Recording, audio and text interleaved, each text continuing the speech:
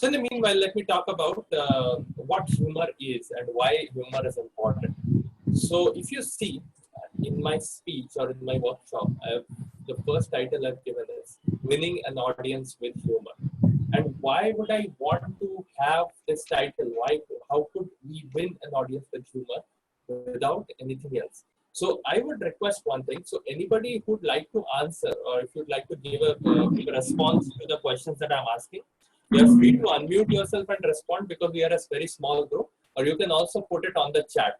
That way we can keep it interactive because it's a good small crowd, so it's easy to be interactive and more we can gain from it if we are speaking to each other. So my first question to all of you is, why do you think we can win an audience with humor and not with, and why is it better than some other tools that we have at our disposal? You can put your answers on the chat. Can I respond? You can also unmute yourself and respond. Yes, thank you. What I feel, sorry, one second. What I feel, humor is something that everybody likes. When you give something that I want to retain, and if you make it fun-filled, then obviously that thing will remain with me, and then I'll be enjoying that, and then I would like to hear more, and then I'll pay full attention. And if I pay that attention, that by that paying attention, I can learn what exactly you want to say, and I'll take that to my heart.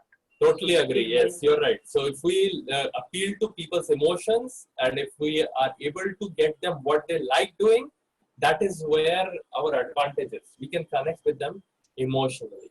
So here I'd like to bring 2 points that our Sergeant Kuldeep had talked about. First of all is we have to connect emotionally to somebody and with the same kind of emotion that they would like to receive. Now, humor is mostly very commonly accepted.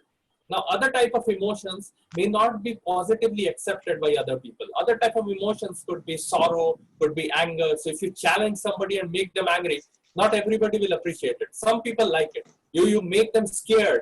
Some people like horror movies, but not everybody loves it. But humor, in some form or the other, most of the people really like it. And that is why it is the easiest way to connect. Also, another thing is, humor is the easiest emotion to observe and get feedback from. Do you know why? Can somebody tell me why? Let me just open the chat in case anybody responds. Okay, while sharing my screen, I don't think that, okay, I can have the chat screen open. Okay, so you can unmute yourself and respond, or also you can also give it on the chat. So my question to you is, why do you think humor is the easiest emotion to be observed? How do we get immediate feedback for humor? By smile or laugh. You get a laugh, yes. You get immediate feedback. If you make somebody angry, you don't get immediate feedback. If you make somebody scared, they just go silent, or they can have a very small reaction. You can't find that out. But in humor, you get immediate feedback, and that is the very important aspect of humor. So with keeping these two things in mind, let us talk about humorous speeches. What is a humorous speech? Or where is it in a speech where you have humor? So anybody would like to answer this question before I begin this, show the slide? What is a humorous speech according to you? Very simple answers. No, nothing complex. Think about the easiest or the most common definition that you can find out. A speech which can bring smile on someone's face. I'm sorry, the speech? It can make someone forget about his tension. I can't hear you. You have to speak up a little. I'm saying it is a speech which makes someone smile. Yes, yes, yes. Absolutely. This is the easiest definition of humorous speech. A speech which is humorous. That's why we call it a humorous speech. And how, yeah, somebody also said, Sunit said, that consists of jokes. So that's also right. So it's a speech that consists of jokes. So most importantly, first and foremost, a humorous speech is a speech. It's a speech. So as a speech, it needs an opening, body, conclusion, transitions. So in the level 1 speeches you've seen, level 1 project 1, level 1 project 2, they ask for a structure in your speech. And because it has to be a humorous speech, so the sole objective of a humorous speech is to make people laugh. So the message that you put forward, or the actions that you do, or the gestures you bring up, or the anecdotes you say, all of it combined has a sole purpose. And what is the sole purpose? To make people laugh. And because its sole purpose is to make people laugh and it is speech, that's why combined it is called a humorous speech.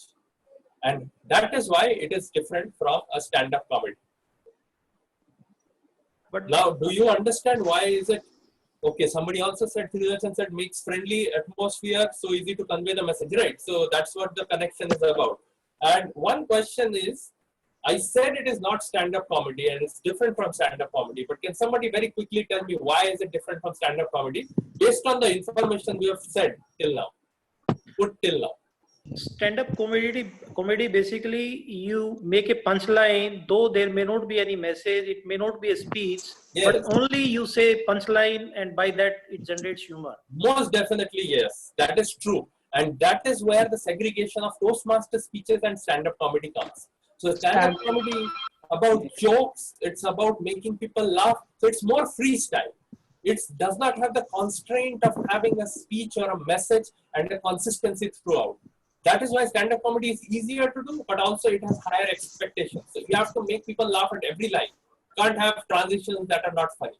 Humorous speech, on the other hand, it has a consistent theme. In stand-up comedy, you start with a theme, and then in the middle you say, "Ek baar na main banana kha raha tha," and you go to that another theme, a different theme. Or I was riding a bicycle. So it's very different. So these are two different forms of art. Let's not confuse it with stand-up comedy. Stand-up comedy is a different art, and we are going to concentrate on humorous speeches. So next up, I would like to ask you, what makes something humorous? So what is, once we have established that humorous speeches are important, what is a humorous speech? Now, the second part, that the sole objective is to make people laugh in a humorous speech. So how do we do it? What kind of content do we put that can make people laugh? Now, I just want a high-level picture, not the low level. I mean, you can exaggerate some point to a level that people start laughing. Yes, exaggeration is very important, and it's one of the most important aspects of a humor. And also, Sunil, I missed that. So you're right, stand-up comedy could be in a negative way. People can use derogatory comments or maybe use a punch that may be socially impactful, but not accepted by everyone. So that's a free form of stand-up comedy. Thank you for that response. And somebody also right now said that it can be exaggeration. Exaggeration is only one part. So I'm just looking for the high-level picture. So you're right, you're going in the right direction. Can somebody tell me what makes something humorous? Exaggeration is one part, so it's part of the answer. What makes something humorous? I think say it's all about observation. Whatever we have been doing it, taking that thing to a level where the audience start expecting that I'll take it forward, but I give a sudden jerk there and then. Yes. Then the audience, they start laughing. You know, what they have Who was answering? Kuldeep Singh. Kuldeep. Round of applause for you. Why? Because you hit the nail on the head. Somebody else was also giving some response. I interrupted you. Who was that? Somebody else wants to respond? Okay. So I will come to that part. So the first and foremost thing is it can fool the audience. So if you can fool the audience, you have won the audience. You make the audience feel that you're smarter and they'll pay attention to you. But it can also make them see a different perspective. So you show them a direction and then you take them to some different direction. That is what he said, the jerk or the change in perspective. That is what changes or evokes laughter. And how do you get that jerk? Only if it is realistic in some aspect. So if I say that I jumped from my 4th floor, but I didn't die, of course it is a shift or it's a jerk, but it is not funny because you want to know why I did not die. So that is where the humor comes in. It has to be realistic. So how does this scenario play out? You say, I jumped from the 4th floor, but I did not die because I woke up. So that is one way you make it realistic. Now, if you see, a good joke is like a magic trick. You show something different from what they expected to see. So you see the difference now. You see so the similarity now. In a magic trick as well, you show something that is ordinary, and then you take it and make it into something extraordinary, and then you bring it back to reality. That's one of the dialogues of the movie Prestige. Now let us go to the next aspect. Yeah. That is the structure of an anecdote. So why I am talking about an anecdote is because humorous speeches have a lot of similarity in the terms of how a story is told. And if somebody has done the advanced storytelling manual, they would know a lot about what I'm going to talk about next. Anybody here who has done that manual? Okay, Veena ma'am. Veena ma'am. Veena. Oh, Veena, who's the speaker today. Okay, great. Then I'll get to hear a very good speech from her. Congratulations, Veena. So that's and for the others also, I'll give you a very brief of what is described in that manual and why it is very similar to how humor works. So you can use both of those things. So first of all, in terms of a story or an anecdote, anecdote is just a small story. So you have a plot. A plot is something that is the setup of a story. Setup as in something that we begin with, the time zero or the ground zero of a story. So if I say, my name is Ruddra and I have 3 brothers. So that is the plot. I live in a 2 BHK along with my parents. So that is the starting point of my story, or the plot, or the setup. Now the second thing is the characters. So if I have given color, or if I have helped you describe some of the people in the story who are going to drive the plot, they are called the characters. Now, please note that the characters need not be humans. Characters can also be animals. Characters can also be elements of nature or something that can bring the plot forward. So the only criteria of something being a character is that it has to have a personality or some sort of driving force that can drive the plot forward. So characters are something that can drive the plot forward. Plot is something that is the initial point or the starter or the setup of the story. Characters are what are driving the plot forward. After that, we have the build-up. Build-up is what happens when the characters are moving through the plot or the story. They take the stories little by little forward, and then they come to the climax or the turning point. You all have seen the turning point. And in a movie, a 2.5-hour movie, there are multiple turning points. The hero fights the villain first time, he loses, he goes back, he trains again, then he fights again, and that is a turning point. The hero beats the villain, but somehow the villain gives some dialogue that justifies the actions of the villain, and then the movie ends, and that is the outcome. So now I will give a small exercise. Now you must be wondering that why I'm asking so many questions, because it's a workshop. So you're all supposed to work along with me. That is how we'll gain this knowledge. So my question to you is, I'm sure that everybody here knows about Ramayana or knows about the gist of the story Ramayana. Anybody who does not, you can raise your hand. I'll elaborate it in a better way. But if you know at least or have studied in class 6, should be fine. Okay, everybody knows. So I'll just start off with the first chapter or the first 2 chapters. I don't remember exactly. But the story starts with a king, Dashrath, who is ill, who is dying. And then the king Dashrath has 3 wives and 4 sons, if I'm not wrong. You just correct me if I'm wrong somewhere. I've read it a long time ago. But I'll tell you the gist. So 3 wives and 4 sons. And then since he is dying, he wants the eldest son to take up the kingdom. But then the eldest son, he was about to give it to him. But then the youngest wife he had given the youngest wife 2 boons, and the youngest wife thought that this is the time where I can use those boons or or help my son become the king of the kingdom. So she asked the king for those 2 boons. The first boon was that my son Bharat be crowned the king of this kingdom, and the second that that the eldest son Ram be sent to exile. So this is where the moral dilemma begins. The king thinks that what will I do? I love my eldest son, and I think that okay. This is a moral dilemma. My eldest son, I want him to be the king, but I've also given the boon to my youngest wife, and I have to honor my promise. And in that moral dilemma, he becomes more ill. And then the son says, Dad, don't worry. Father, don't worry. I will go to exile, and my younger brother will be crowned the king. And then he goes to exile. Okay, so this is the end of the first chapter.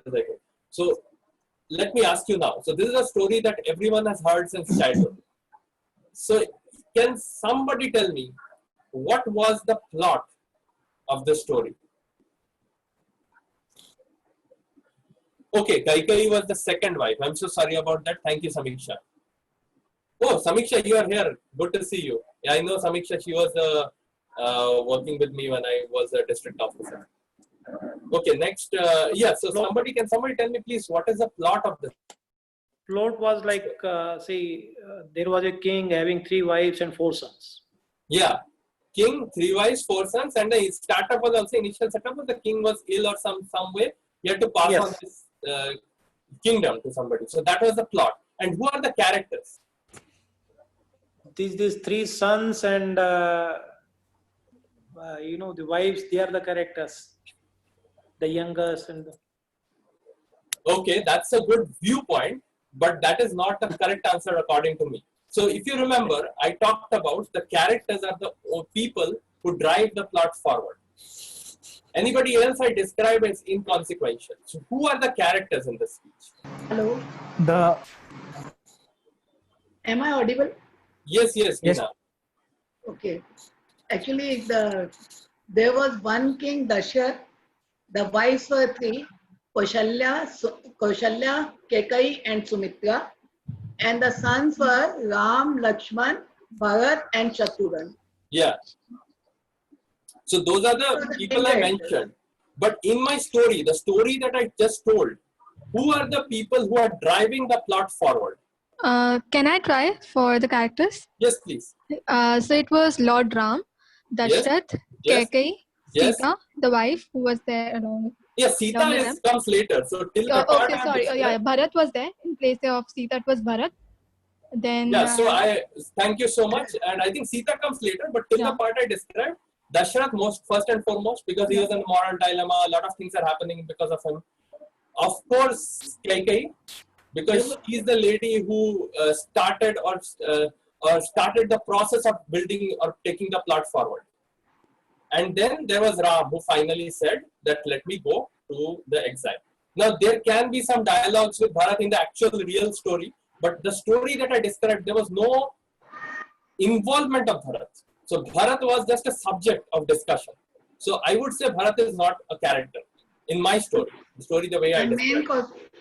The main conspirator was Mantra, who was a slave of that Kekai. Yes, right. So in the actual the epic, most definitely there were many characters. But thank you all for actually helping us understand what happens when we have characters who are driving the plot forward. So you see, the plot was driven forward by Mantha also, like you said, but also by Ram and by Kekai and Dashrath first and foremost. This story till this end, till Ram goes to exile. Now, let me ask you about the build-up. So how was the build-up happening? What were the points, the key points of build-up in the story that I told? So let's exclude the other external characters. In the build-up of the story that I told, so there was this boon that was given, and then there was this question that was asked to Dashrath. There was this moral dilemma that he had. So these are all build-ups. And then where is the turning point or the climax?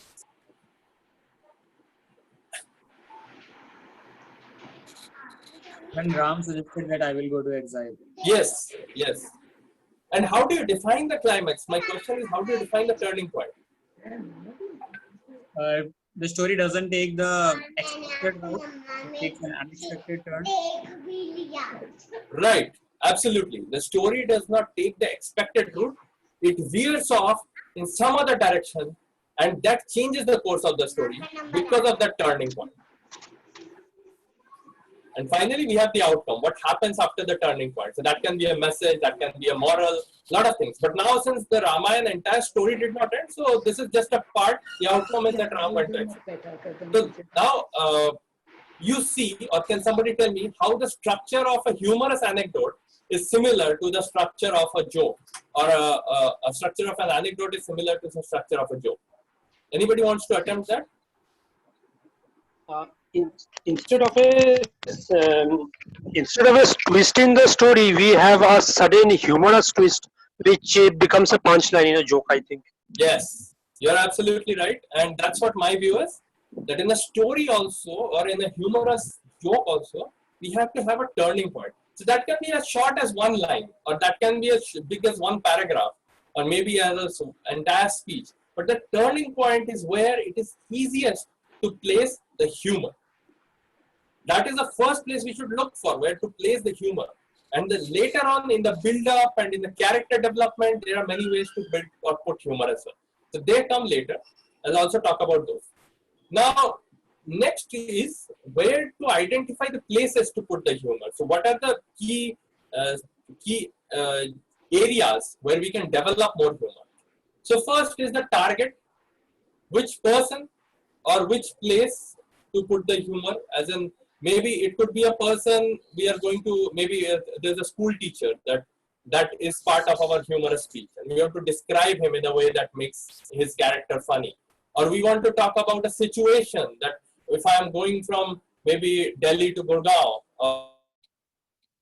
so how much time does it take with all the traffic and everything, or maybe a metro travel. So these all can be areas where I can make it funny. Second is realism, like I've already described. It has to be real in a way that we can relate to it. If it is unrealistic, people will just say he's joking. It's not funny because I can't relate with it.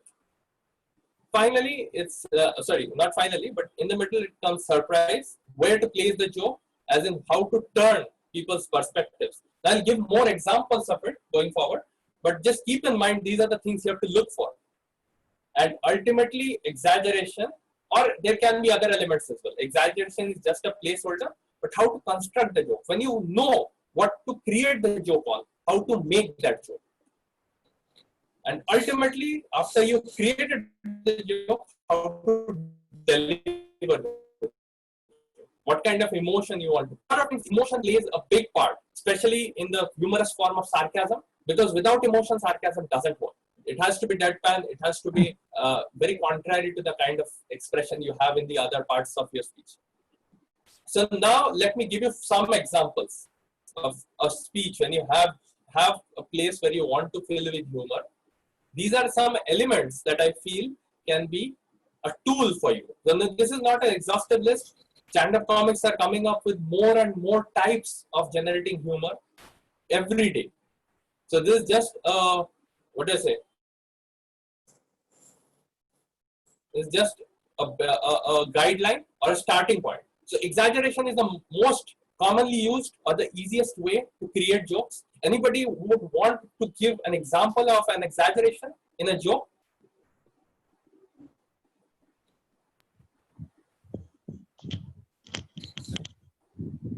Anybody wants to attempt? I have a story to tell. Yes, yes.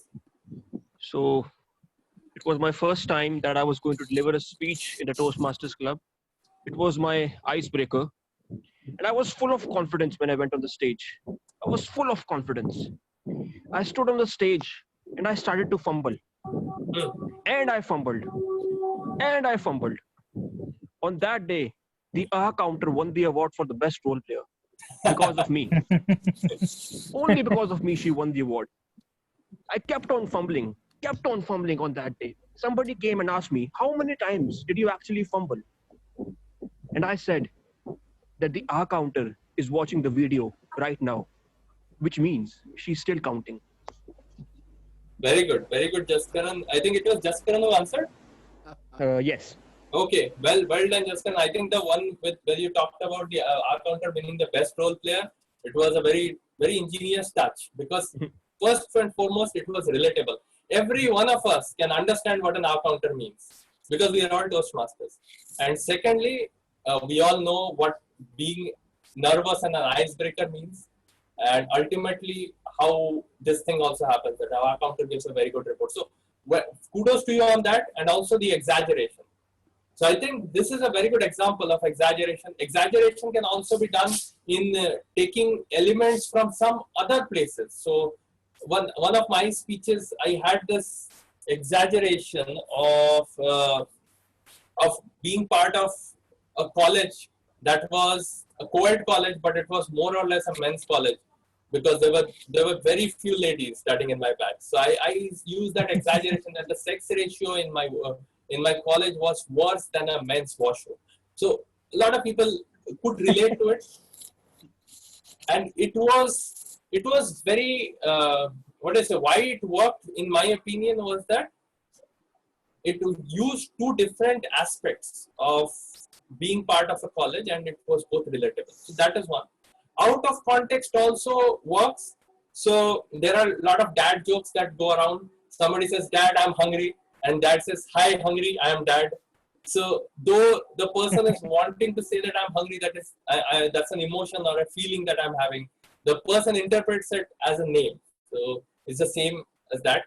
Now, if anybody has any other examples of anything, please type in the chat. I'll not stop you right now and ask, because we are running short on time. So do type it on the chat. The second one is the puns, as in how do you use words to make a difference in terms of humor. So puns can be like one of the times when I was joking with one of my friends. He was sitting on the other side of the room, and we did a virtual high five, and then we called it. We said that it's not a high five, but it has to be called something. So we called it Wi-Fi, because we are far away from each other. And those are the types of puns that a lot of people do. And say, what do you if a pun is very good, what do you call it? Puntastic. That's also another pun. Words, how you play with words and combine two words makes puns. Sarcasm, like I said, has a lot of involvement with emotion. Without emotion, sarcasm doesn't work. So when you are maybe talking about your arrangements, maybe your food, maybe you had a lunch, and it was not a very good lunch, you didn't like it that much. But if somebody asks you, how did you have your lunch? You said, my lunch was just amazing. It was so amazing that I didn't have to have dinner because I could not digest my lunch. So that was kind of, it's sarcasm. I just elaborated a little more because you could understand, but in other ways it works. Now, intelligent omission is something I just coined, but I'll give you an example for you to understand. And if you have any other examples, please feel free to post on the chat. Intelligent omission could be one of the contestants in the district finals last year when I was a contestant. She had this desire of a husband who was rich, who was handsome, and who was famous, and then who was a director or something. And then later on, she talked about her current husband. She had a poster out for her husband. You may have seen that speech. It was by Nusrat Huda, the lady from Bangladesh. So she had that poster out, and she said that, look at this, my husband is not a director, he's not a CEO, but he's the area director of Toastmasters. My husband is rich because he's one of the big businessmen. And if you talk about handsome, oh well, and then she folds up the poster. So it was an intelligent omission. If he said that my husband is not handsome, won't have generated that much laughter. But then she looked at the poster and she reconsidered what she was saying. Then she just folded it. And that just made the audience rupture in laughter. That was a very new thing for me. A definition, people use definition in many ways. that create laughter. Maybe they connect to different domains.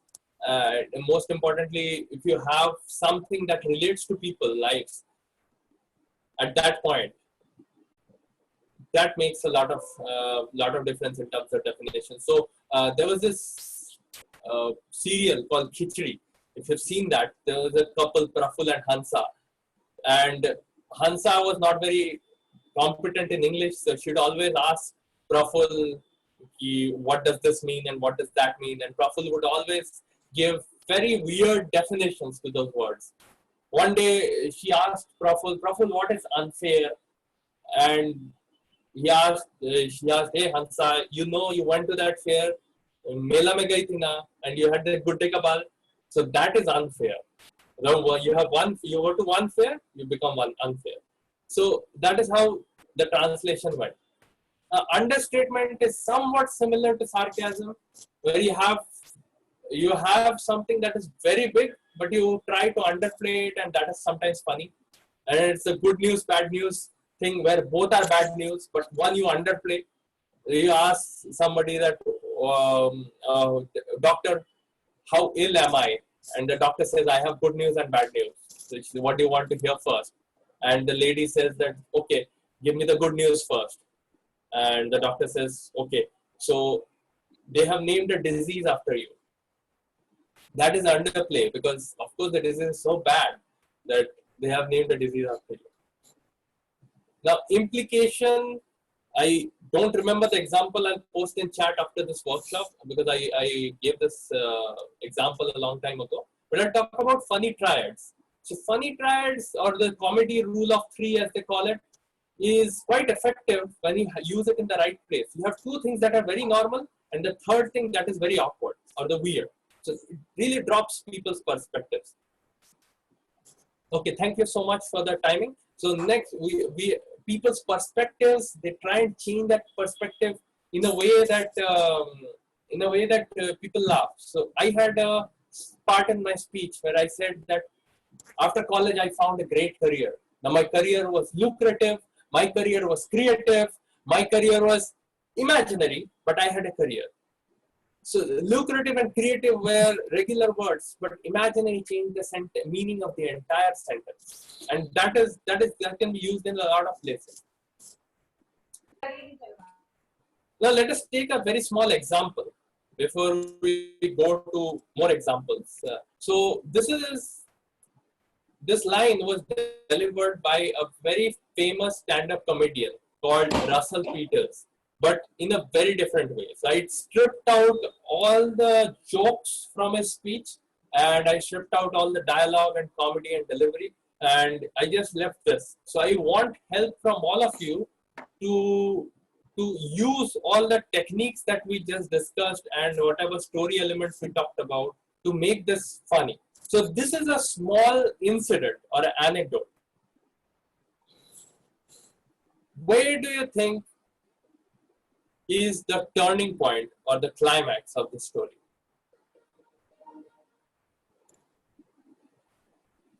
The car broke down. Car broke down, I think, is the outcome. But you can place it that way. If you have more things that are coming after that, you can have car broke down as the outcome, at the turning point as well. As he took the turn. Yeah, so it's already evident. So in my opinion, that's where the turning point is. You took the turn. So what happened? The car broke down. So my question to you is, what are the clues in this speech that can make this funny? So what is your view on this?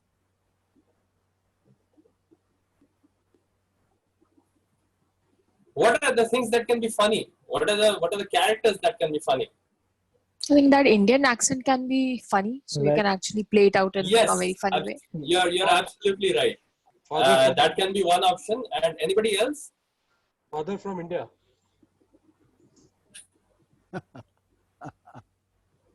A little bit of dialogue.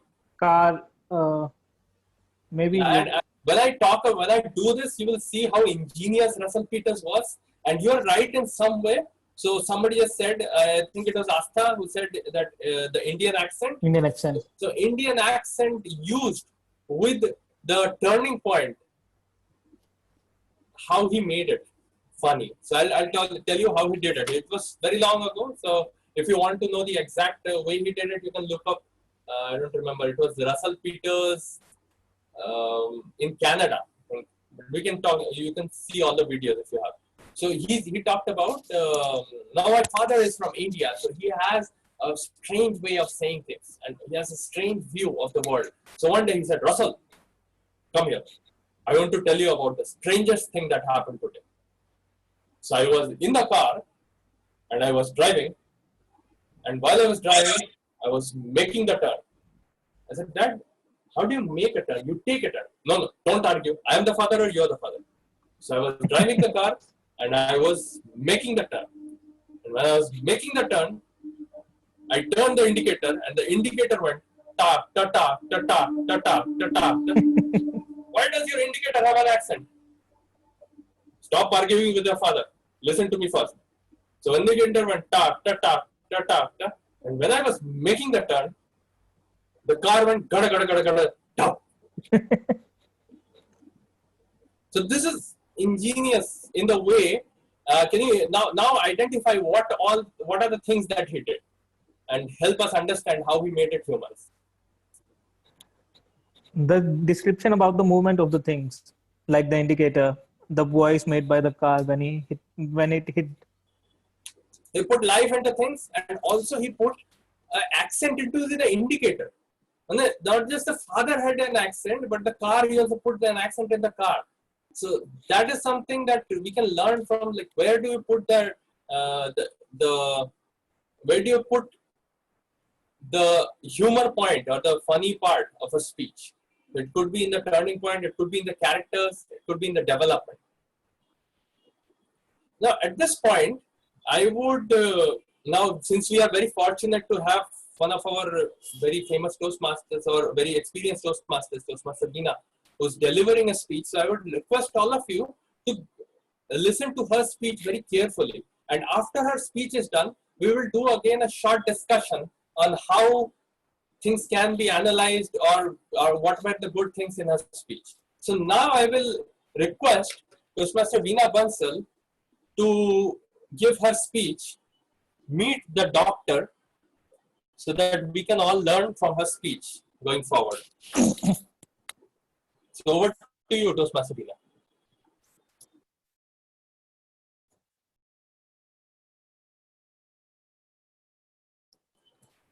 And I hope it's 5 to 7 minutes. So timer, please time accordingly and show the cards. Please.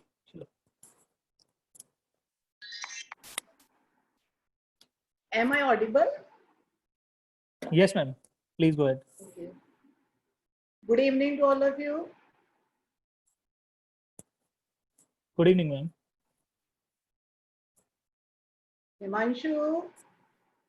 Himanshu, I am going down, carrying a bag on my shoulder with a phone on it. In it, I went out of the house and closing the door from outside, I rang the doorbell. Tin tin tin tin. It was a signal for Himanshu to close the door from inside. Then I ran down the stairs to go to gym as I go every day.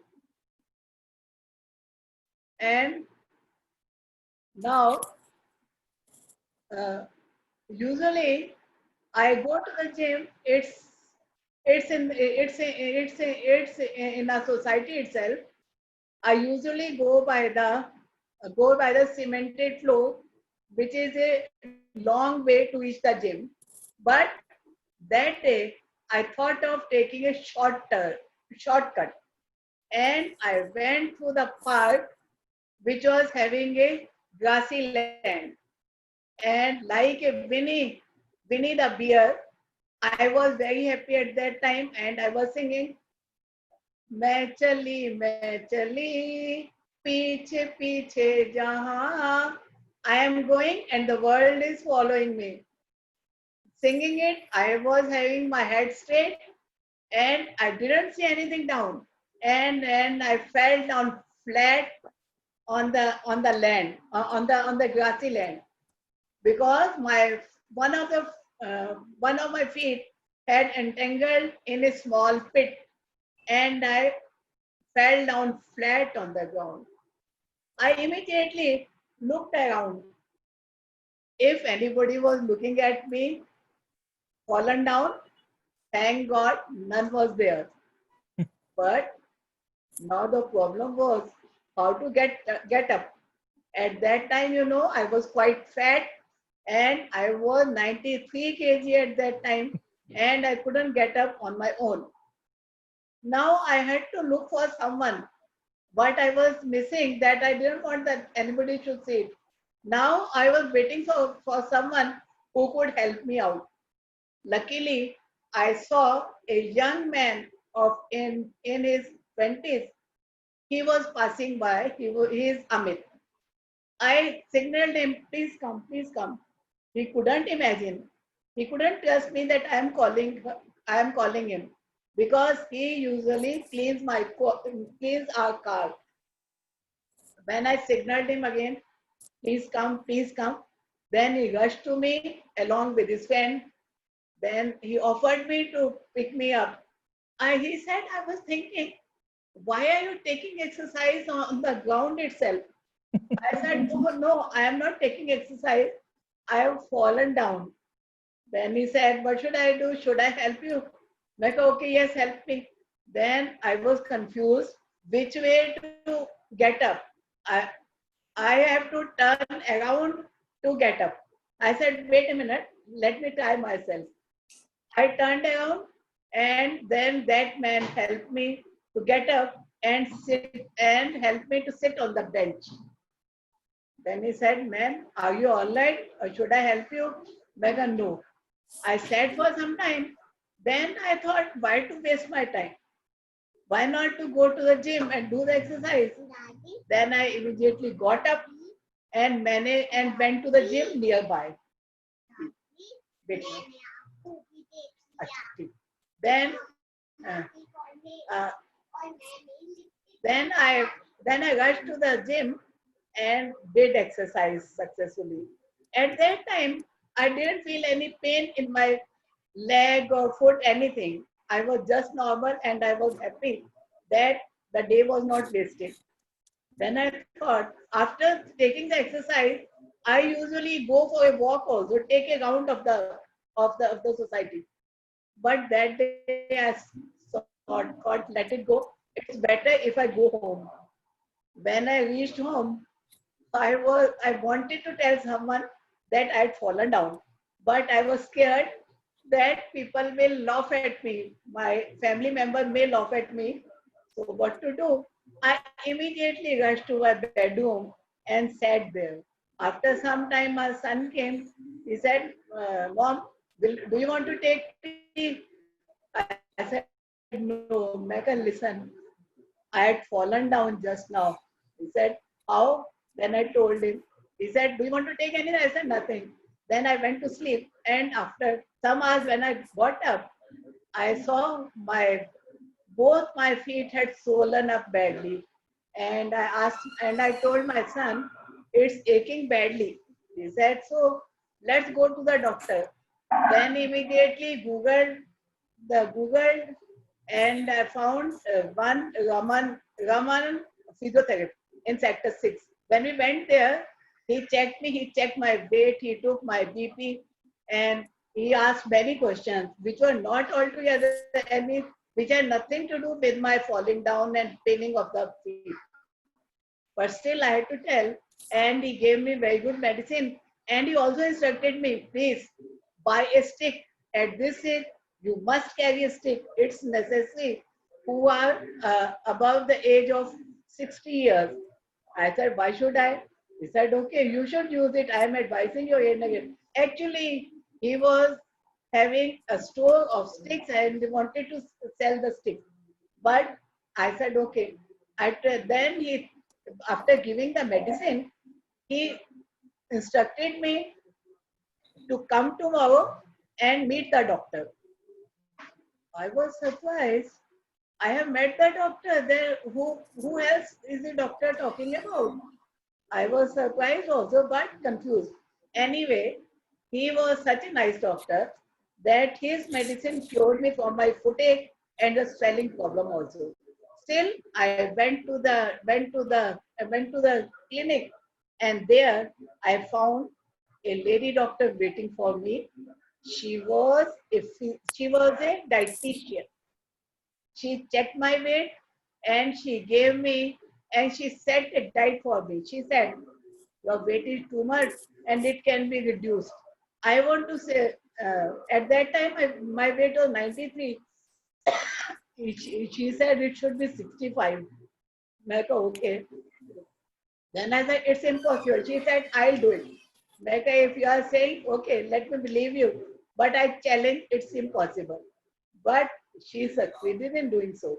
Now I advise you, cease, uh, cease Avika. And I really believe that she was really a doctor. Over to over to the over to the TMOD. Thank you. Thank you, Toastmaster Veena, and that was really a very wonderful, impactful speech. And also, it had a lot of good elements of humor. So let us now discuss what they were. I'm just wearing the headphones so that it's more clear to me, whatever answers you're giving. And let us talk a little bit about Toastmaster Veena's speech. So there were a few punches in her speech. Could somebody identify what they were? Has somebody noted those down? I can tell one of them. Yes, please. Where she mentioned that the person who came to pick her asked her why she is exercising there, lying on the floor. Yes, yes. So why is that a punch? Can somebody tell me why it was funny? Misunderstanding? Yeah, misunderstanding. So there are two things. First is it is relatable that people lie down after getting hurt. And second is people also exercise on the ground. But here it was a little out of context. He was going to the gym, but why is he exercising here? So exercising is a very good wordplay for being on the ground. So you have a certain situation and you make a new situation out of it. So that is why it was funny. Anybody else has any other points or any other places where you felt Toastmaster Veena was able to make us laugh? Then she fell down. It was another punch because she was singing, and then she said, "Okay, I fell down." Mm-hmm. Yeah, immediately she was very confident in her speech. "Main chali," and she was singing and very energized, and then suddenly she fell down. Yeah, good. Anything else? Anybody else noticed? I think there was one understatement as well when she told about the fact that she fell down and then she suddenly woke, got up from the ground, just to kind of observe around that if someone has noticed her Somebody's looking falling down. around. Yeah. So I think that was a bit of understatement because she was hurt at that point in time, but then she was very conscious of the fact that who's watching her. So I think that was one of the fun as well. So understatement as in she didn't care about her being hurt, but she cared about her image in front of others. So that was where the diversion went. So I want all of you to notice where the diversions are in the story. So very good. All the three answers were very good. Anything else? There were others as well. So this is just the first few minutes of the speech. Later on, what happened? So what was funny there? See, last in the end as well, when she slept and she woke up with the huge legs, like it was swollen. I think that can also be considered as fun, like if delivered. I don't know, Mana, how do you think of it as funny? I mean, what was the element there? Because like she said that she slept, she was feeling okay, but she was more embarrassed than feeling anything. Then she woke up with a lot of pain and everything. So it was a complete change. So I think that can also be delivered in a pun. Okay, yeah, I mean, could be funny to maybe few people. Maybe I didn't find it funny, but could be person to person it varies. Maybe for me it was a little bit of what is the consequence if we get swollen. So you're right, it could be. Anything else from anybody? Yes, this is Ravinder. Yes, Ravinder. I found funny where Toastmaster Veena challenged the dietitian, where the dietitian cannot bring her weight down from 90 because it was like a very serious challenge to the dietitian. Yeah, I think at the end when she said, "Now I believe that you are a she's a doctor." So that was to me, it's a full circle of what you said, the challenge and then the realization that okay, she's already done what she's committed. So that was a good punch. Anything else anybody wants to give? So I think there was one more where she said that, the doctor checked her and gave her medicines and then said, okay, you come tomorrow and see the actual doctor. So that was another pun as Yeah, well. yeah. So that is where the last punch came from. That now I believe that she's a doctor. So and also I think the walking stick one was also very good. So she thought initially that the doctor was very concerned, and later she found that the doctor had a shop where he wants to sell the sticks from. So that was also a good punchline. So well done. I think that the evaluator will cover more in detail. So I was just covering the humorous part of this speech. But I'll just also give one more example now that you are very adept at identifying humor and finding and making things humorous. So this is an example from my speech. So I'll just quickly go through it. So you guys can read it, I hope. So this is one of my speeches.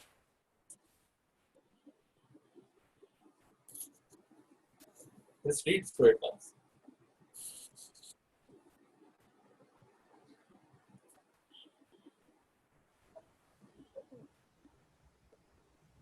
Okay, all right. So anybody who's seen my speech, please don't answer or answer at the end. Let others take the chance and tell me in this speech, in this entire paragraph, where is the turning point? What is the climax? Yeah. Hi, this is Ishita. The turning point is when you realize that she is not the girl in sari. Very good. Yes, Ishita. Thank you so much for answering. And now my next question is, how do you make this entire paragraph funny? Not just to you, but to everyone. How do you think, what are the elements that you can use to make it funny? You can exaggerate on. Sorry, go ahead. Yeah, yes. Sure. Please go on. No, I was just saying you can exaggerate on your dreams of, meeting this girl of your dream. So you can exaggerate on that part and make it funny. Yeah, true. That's fun. Anything else? Or by visualizing the scene that a girl was passing by and she was wearing a beautiful sari. Right. And suddenly a song started singing in my head. Oh, wonderful. Ashish, you are already a very romantic, humorous speaker. I want to add one thing. Yes. If we visualize a situation from a different perspective. Just hold on. I need to fix my speaker. So can somebody try saying something? Yes. Now it's working. Yes. Tell me. So visualizing, somebody was talking about visualizing. Yes, I was saying like if we visualize a situation from a different perspective, like you were thinking about there was a girl and suddenly, if we don't think first there was a girl in sari, if there was a situation that a beggar has come, so again when we're writing we can add. Yes, the kind of misleading. So that misleading. is also one way to do it. Beggar, so from beggar to a girl in a sari. But there is one more thing, that from a girl in a sari to a eunuch. So that is also one transition. So there's a choice, whichever you want to take. Okay. And okay, now I'll just demonstrate how I did it in my speech. Anybody who's seen my speech wants to say, or I can maybe demonstrate. Okay, good. You can that dialogue. Please. I'll talk about it. So see, how I did it was, when I was a teenager, I had the dream of meeting the girl of my dreams on a train, just like in the movies. What my parents didn't tell me was that she had to be of my race, region, religion, caste, color, height, and most importantly, not my cousin. So I was sitting on the train, looking out of the window, and from the corner of my eye, I saw a dazzling green sari pass by me. I turned to look at her, and she was already looking at me. Now I was too scared to make the first move. So she did it for me. She came up to me, looked me square in the eyes and said, "Hey Raja, Ena." Now many people are offended. What an incredibly offensive way for her to ask for money. But I say, if you're good at something, what is wrong with monetizing your talent? I'm sure if she were here in Toastmasters, we would have definitely appreciated her body language. So this is what I did. And you see the elements that I added. The first element I added was the kind of restrictions our parents put on us on meeting the girl of my dreams, the kind of actions or gestures that are specific to people, eunuchs who ask for money, the kind of misleading fact that I had that there was this beautiful girl passing by me and I was too scared to make the first move. So those things, and also what did I say, the way I could use the part of talent as a monetization. So asking for money is monetizing your talents. So that was wordplay. So few things that I took from here. Now I will just go quickly over few of the learnings that I had while competing or while giving humorous speeches. So first and foremost, you see in this example, I not just made the turning point humorous, I used humor in the characters, I used humor in the build-up, and I used humor in the plot. So that is where my next point is.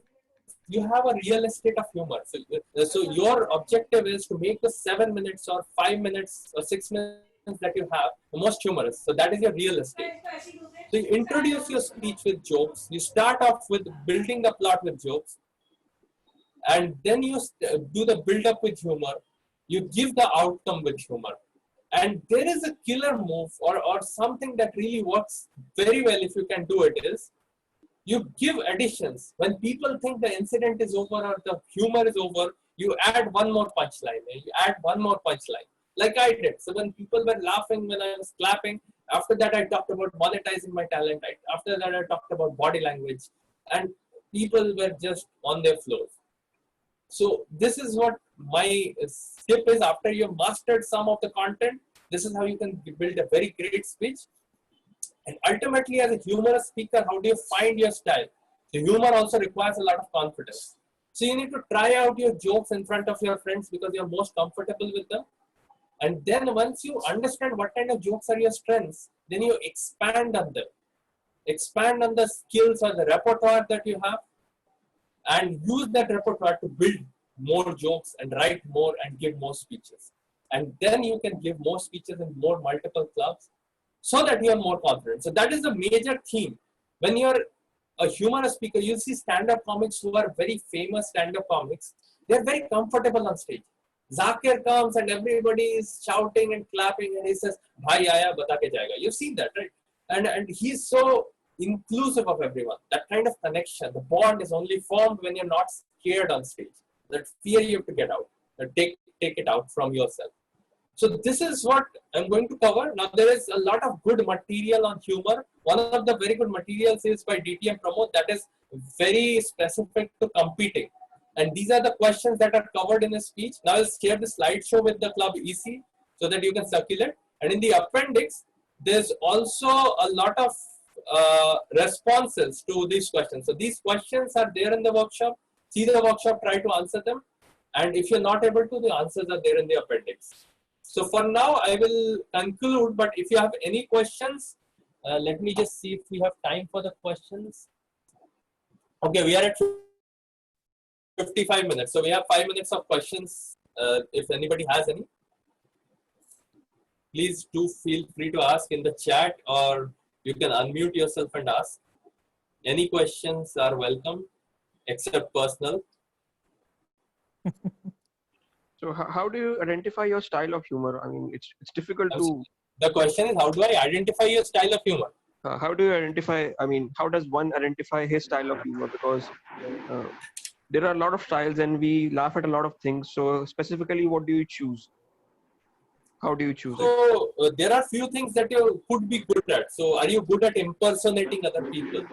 These things you get to know when you do it. So you impersonate Shah Rukh Khan as a kaun kamba bardash karne ko peeta hai. You do that and you'll see if it works for you. Or if you are able to do sarcasm very well. Sarcasm, or if you are able to do comedy very well. Like, that Biswa does. Main gaya aur main gir gaya. So that kind of joke. So you when you start doing things, you understand what is your strength and what you have need to work on. Like in Toastmasters also. So that's how you identify your style. Give more content to people and see the feedback. One question, Rudra. Yeah. Obviously, I mean, making somebody laugh is the most difficult thing, because bringing one curve on somebody's face is really a very Herculean task. But what you suggest is the most important parameter to visualize before cracking any joke or making any situation funny. Thank you. So how do you know if you're funny? It's very easy. You see people are laughing. That is how you know you're funny. That's a problem here in this digital setup. You don't know because people are on mute and their video is off. And I at that time assumed that people are laughing on mute and they're on the floor and they don't have the energy to unmute and laugh. So that is how I at least keep my confidence up. But in a normal setup, if people are laughing, you have done your job. So that's how I measure. Thank you so much. But I think the second segment of my question is, sorry, the first segment of my question was, I mean, what you have to ensure that it should not offend somebody. Okay, yeah. So, a lot of famous comics, what they do is, before they do a new material, a new content in front of a wide audience, they do it in front of a very closed audience. And in that closed audience, they take feedback. So, a lot of questions, this is a one question that DTM Pramod has also answered in very good detail, that what kind of humor do you use in what kind of audience and what community do you use? So you can refer to that, but I'll give you a standard example. So first is, you can make a joke, you can punch up. So if somebody is a CEO of your company and if he is good at receiving humor, you make a good comment on him or make a comment on his baldness, people will take it sportingly. But somebody is your junior or somebody who's under you or working not in the same strata, where you make a joke and that offends that person, it doesn't look good. So that is the only point I work with. But again, offense is something very subjective. So some person may be offended by anything you say. It happens with stand-up comics all the time. Hi Rudra, this is Vasanta from Bangladesh. Yeah. I have a question. Basically, when we're writing the script for a humorous speech, it may not be the same as the audience may be looking at when hearing the script. We will not be able to get the same meaning. So maybe not able to convey the same humor when we're writing the speech. So how are we going to do that one? Are we looking at the point of view with the audience, or are we going to write it separately? So your question is, how do we know while writing whether our joke is funny or not? Is that the question? Yes. Yes. Yeah. So what happens is, what I've realized is, when I write something or when I see it and hear it in my head, it is very funny. Like I'm laughing, I'm very, very happy. And when I say it out loud, it comes out very stupid. So it does not come out in the way I want it to. And that is where I realized that when I have to do 2 stages in my speech before I rehearse. First I write and then I rewrite. I rewrite for the ear. It's a very common phrase in Toastmasters. You write for your eyes and then you rewrite for the ear to see what works. And initially, you'll need a lot of feedback from your mentor, from your friends to understand what joke is funny, what joke is not. But going forward, you will, when you hear a joke, understand this is funny and this is not. So you'll get that maturity, I promise you, once you start delivering more and more speeches and getting more and more feedback. So your brain will be trained to identify. Thank you. Okay. Hello, Yeah. Rudra. I want to ask a question. Yeah. First of all, I would like to say thank you for the session. It was wonderful. There are a lot of takeaways from this session. The question is, like, when I see a humorous speech here on Toastmaster, I see it is like an act. People include a lot of drama, action in it. So is there a difference between humorous speech and humorous act? So I would say, in a humorous speech, anything that can make people laugh or can be your strength, you do it. So, like I said initially, in my first or the second slide, you'll see, in a humorous speech, the only objective, the sole objective is to make people laugh. So if it requires you to do an act at a particular place, you do it. But most of the time, acting does not really make people laugh at the intelligence of the joke. Sometimes it's just funny how you're doing it. So I saw that one speech, a person was acting out everything. Like the sun was shining and the flowers were blooming and my heart was beating. Every gesture does not need to be acted out. But if the action accentuates your speech, it adds value, most definitely do it. So that is where that is what my takeaway is from this. We have to put actions on the right places. On the right places, yes. Not too many, not too less. Okay, thank you. Okay. Any other questions, anyone? We can also take questions offline. I have my email. Yeah. One small clarification. See, in case we are saying it is the sole purpose of humorous speech is to make others laugh. But can't it be generally, say what I understand, can't it be, you want to convey certain message, and while conveying that message, you add certain part of it, and then, then the purpose may be dual. That's what I feel. Yeah, definitely. So that is the purpose of maybe a general speech is to give a message, and most definitely I agree with you. So there is a segregation. So I will give an example of a gym. So when you are doing push-ups, or maybe you are doing bench presses. So at that time, you don't have to worry about building your legs or building your neck muscles or building your abs. The sole objective of a bench press is to do the form correctly. It's the same with humorous speech. The sole objective of a humorous speech is to give good humor throughout the speech to make people laugh. And once you are okay with that skill of humor, then you can adapt that skill to other speeches of yours. Maybe a persuasive speech, you can use humor. Like in the workshop today, my sole objective was not to make you laugh. My sole objective was to communicate how to make people laugh. So that was my message. But I had small bits of humor here and there.